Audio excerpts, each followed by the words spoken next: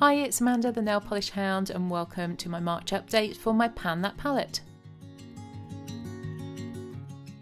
I'm panning the Modern Renaissance palette and the first shade is Tempera, and I've used this 22 times in March, making a total of 43 uses overall this year. My goal last time was to clear out the left hand side. As you can see, I've managed to do the bottom and most of the right side as well, so I'm hoping I'll be able to finish this completely by the next update. The next shade is Golden Ochre, and I hadn't used this one at all until this update. I have tried it on 5 occasions. I really don't like this. It doesn't suit my skin tone at all. So it's going to be the last shade that I use. I might try frankening it, but I'm going to focus to begin with on the shades that I really do enjoy. The next shade is Vermeer. I do like this shade, but I've been focusing more on Tempera. I have used this one 8 times since the last update, making 20 uses in total, and there's a slight expansion of the pan compared to last time. Next up we have Bon Fresco, and I have been using this one quite a lot. I like to use this one as my blending out shade. I've used it 16 times since the last update, making 39 uses in total, and finally you can start to see some progress. There's a definite dip occurring there, and I'm hoping I'll hit pan on this one by next time. Next is Antique Bronze, and this is another of my favourite shades, and I tend to use this one pretty much every day.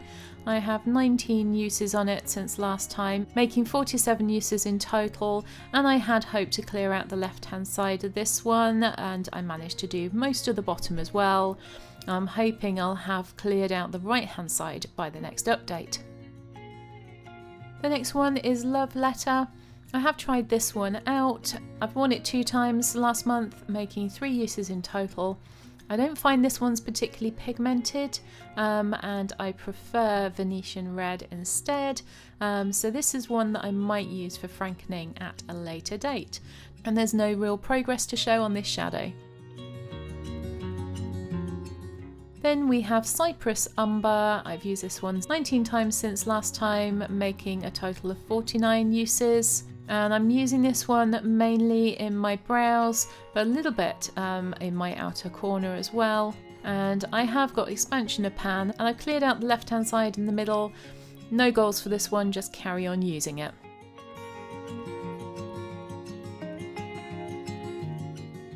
Then we have Raw Sienna. This is another shade that I'm not particularly fond of.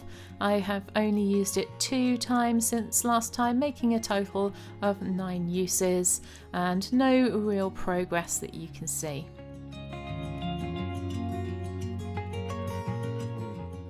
Then we have Burnt Orange, and I have used this one 5 times since the last update, making 9 uses in total.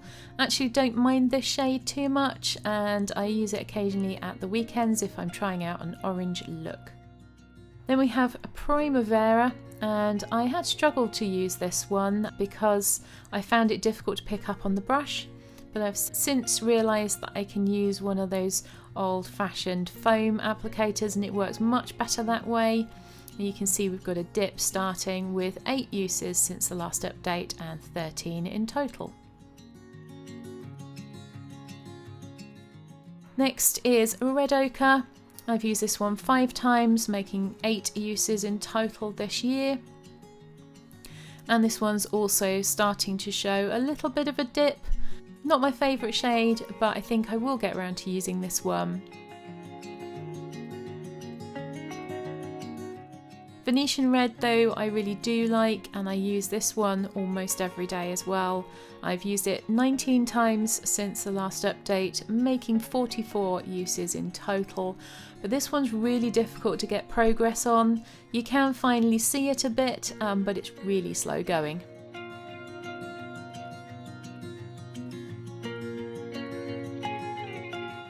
Then we have Warm Taupe, and this is another one that I've been using in my eyebrows. So you can see that I'm going down the left hand side with the stiff brush, and I hope that I'm going to hit pan by the next update, but it's going to take me a long time to get through this shade overall.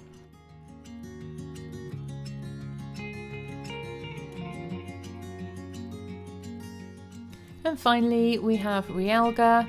I find this shade a little bit vibrant for everyday use, but I've used it at weekends on 4 occasions, making a total of 5 uses overall.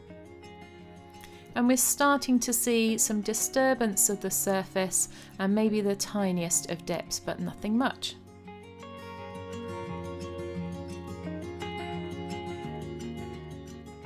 So here's what my palette looks like now, a slightly different angle, which makes it a little more easy to see the progress that I've made. Here's what the palette looked like at the start, at the first update, and after the second update, and now at the third update. Thank you for watching this video. I hope you enjoyed it, and if you did, I hope that you will come back and watch some more of my videos. Maybe you'll like one of these.